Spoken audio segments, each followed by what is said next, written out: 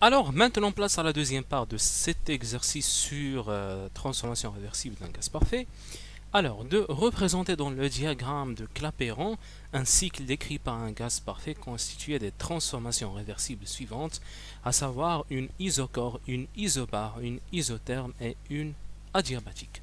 Alors, le diagramme de Clapeyron ou le diagramme PV tout court, PV, isochore.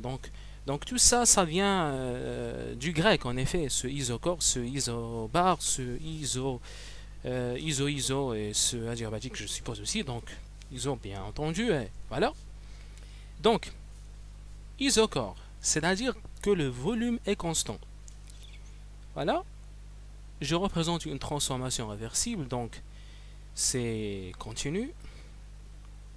Le volume, il faut qu'il soit constant. Voilà, parce que chaque point ici, j'ai ici le même volume. Vous voulez une isobare, la voilà. Ici, la pression reste une constante tout au long de cette ligne-là. La même chose ici. Vous avez une isotherme. Bon, une isotherme, elle est comme ça. Voilà.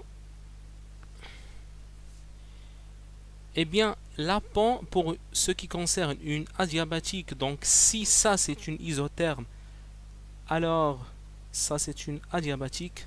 Bon, la pente en ce point-là, la droite, la pente en ce point, la tangente, la tangente. Vous voyez que la pente elle est plus prononcée pour une adiabatique que pour une isotherme. Vous voyez. Donc si ça c'est une isotherme, ça c'est une adiabatique.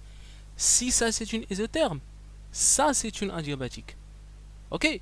Si ça c'est une adiabatique, ça c'est une isotherme.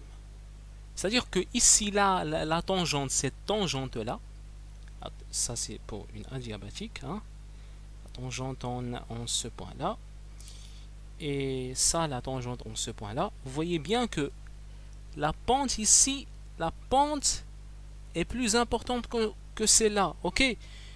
Ou autrement dit, cette droite là, elle tend à être verticale. Ok, elle est plus proche de la verticalité que celle-là. Donc c'est de droite. Où est la pente la plus grande? C'est celle-là. Celle-là a une pente plus grande que cette autre. Voilà, j'espère que vous pouvez distinguer entre isotherme et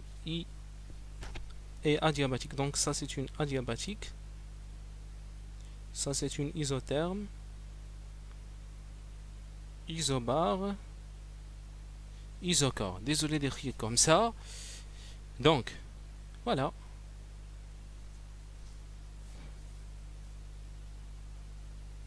Donc si vous avez par exemple un point, alors ça c'est une isobare, plutôt isochore, ça c'est une isobare, ça c'est une isotherme. Donc pour revenir, bon ça c'est une, bon si ça c'est une isotherme,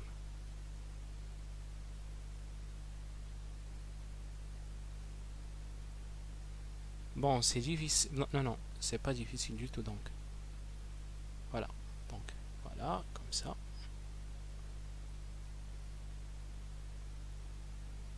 Donc voilà, donc j'ai représenté ici de là vers là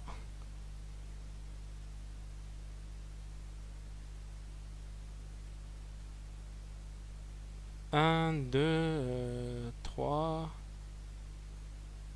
et 4. Donc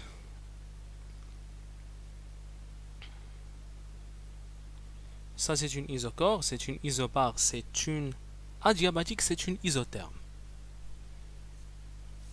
Donc vous savez pourquoi j'ai considéré que ça c'est une adiabatique et ça c'est une isotherme. Parce que relativement à l'isotherme, j'ai dit que la tangente en un point,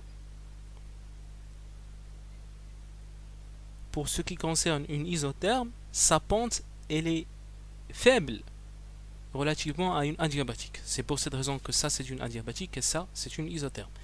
Bon, j'espère que ça c'est bien clair. Merci pour votre très très grande attention.